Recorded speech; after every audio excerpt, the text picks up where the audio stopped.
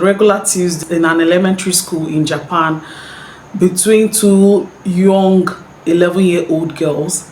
They were both in an empty classroom. The situation between them was tensed, and they were discussing and trying to hash out issues that happened to them weeks before this particular day, this particular Tuesday. So today we are going to talk about the case of Nevada Tan that happened in Japan in 2004.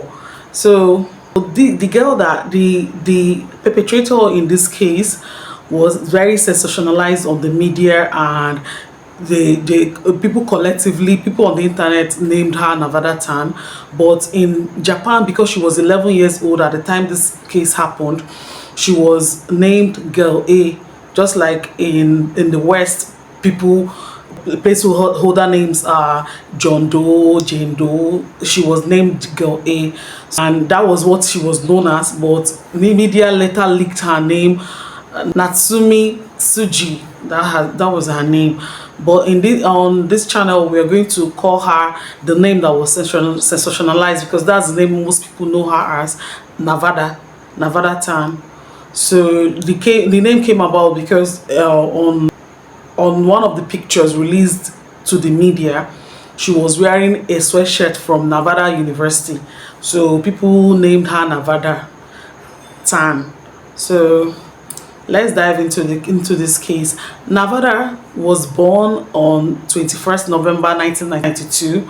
So she grew up with her mom and her dad. She was known to be a very quiet, reserved girl.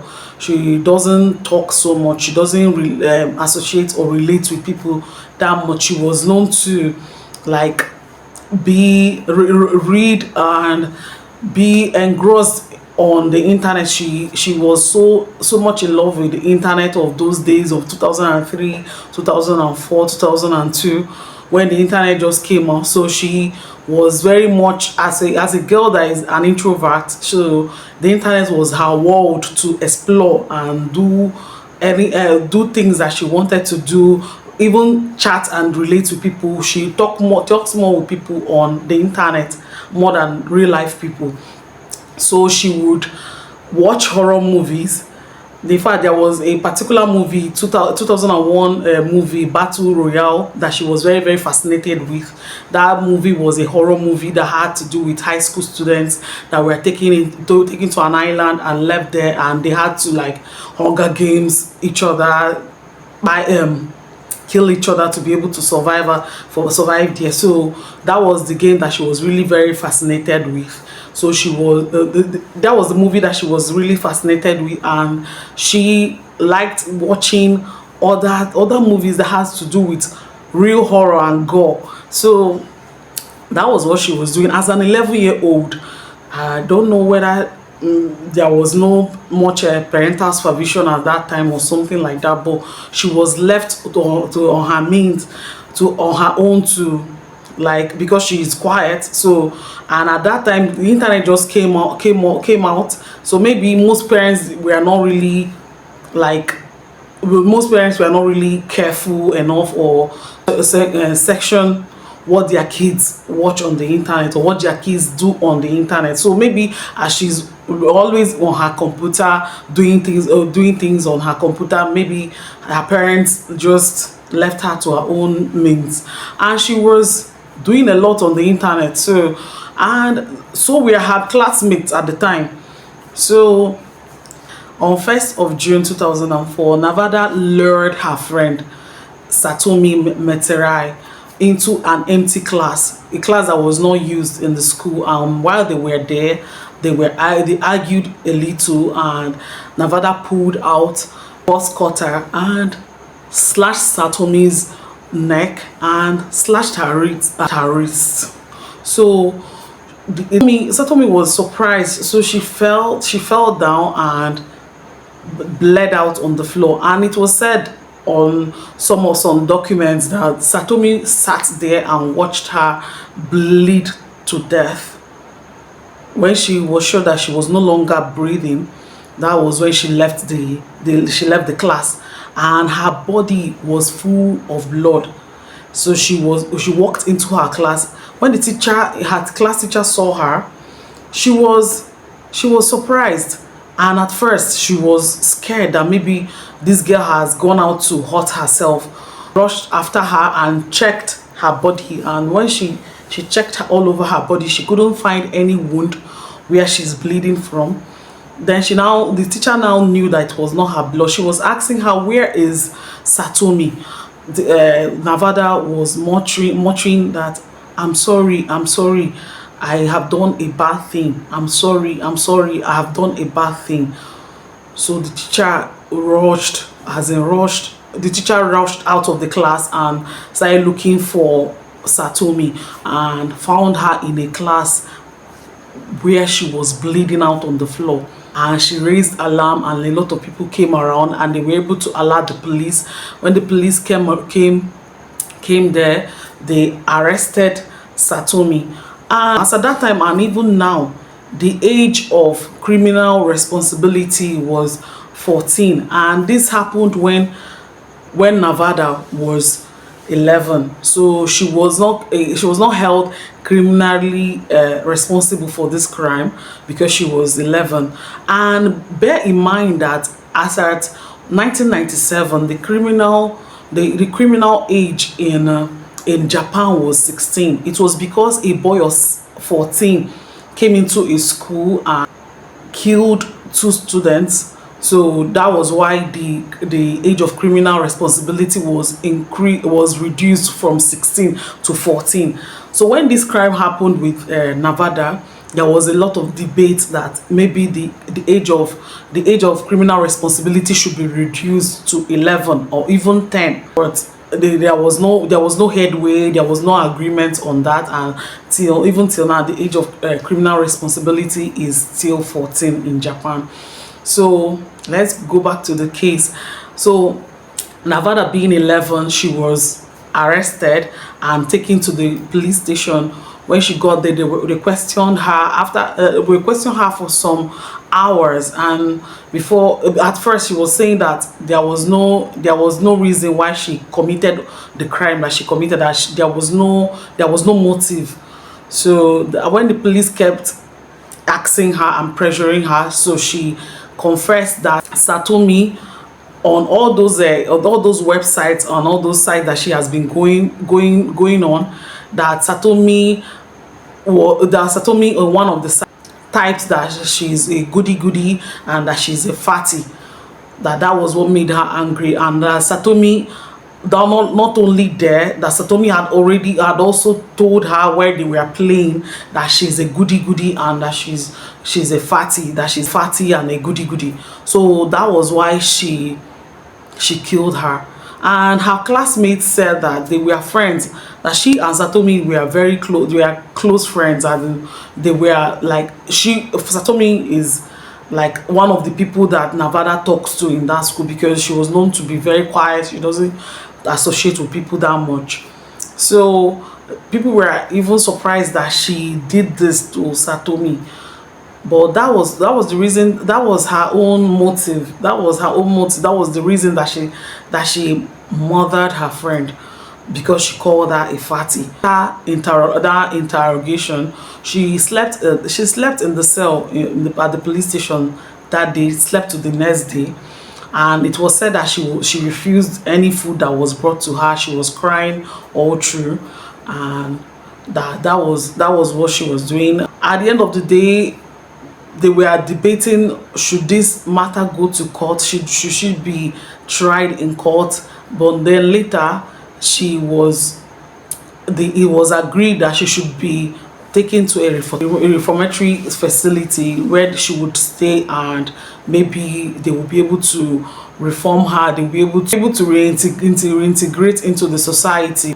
A reformatory facility in Tochigi Prefecture in Sasebo area. So that was where she went to, and she stayed there. And after the first 2 years, she was evaluated, and she didn't pass the evaluation. So she was made to stay 2 more years. So she was evaluated in 2006, and she didn't pass, and in 2008 she was reevaluated and then released from from the reformatory facility, and she was able to integrate into the society. But up to this moment, under government's protection, so nobody knows where she moved to, because her family actually moved away from where they were staying, and they are no longer there. And now she must have grown up, and nobody knows her anymore. Nobody knows how. Everything about her right now is a mystery. So she was able to reintegrate even in 2005 during their graduation from the elementary school. Even she was awarded a certificate, and Satomi was also awarded a certificate. They said they said Nevada was awarded a certificate so that she will be able to reintegrate into the society when she comes out from the reformatory school, because without that certificate she will not be able to like go into high school. So they were both given certificates. Satomi posthumously, and Nevada was given one too. So that was how it was then. The main thing about this case was that it was so sensationalized. A lot of sites on the internet started creating memes with this girl's face. They created different memes, and they were sensationalizing it, glamorizing a murderer. Then no, people were not talking about the victim. People were glamorizing the murderer. And then the Nevada University sweatshirt were everywhere. People were actually buying them and using them for maybe cosplaying. People were buying them maybe for Halloween. People were buying those shirts to the extent that University of Nevada had to like pull that sweatshirt out of their website so that people will not be able to purchase it anymore, because the way it was going, many people were buying it. I don't know what was going on in their minds, where they were buying that sweatshirt, knowing what it means. And when the University of Nevada found out why people were buying that sweatshirt, because Nevada was actually wearing one of that sweatshirt in one of her school, in one of the school pictures, her school photos. So that was what made that sweatshirt very, very well known. So people were saying that she's a cute a killer, and they used her to produce even different anime films all over the internet. Her face was just plastered everywhere. The topics were coming up that why are people glamorizing this? Won't it make a lot of other young people do this so that they will be able to be famous?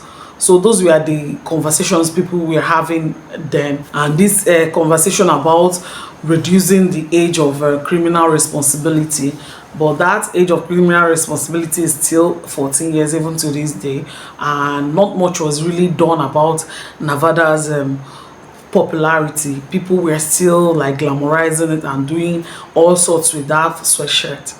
So that was the case of Satomi's parents were so heartbroken because the Satomi's mom died like 3 years before this thing happened, and Satomi had an elder brother that was in the university when this thing happened, and the dad was so devastated because he had only 2 children, and the wife was dead, and now daughter is dead too, and he has to like bear it and see all this glamorization that was happening on the internet and different things happening.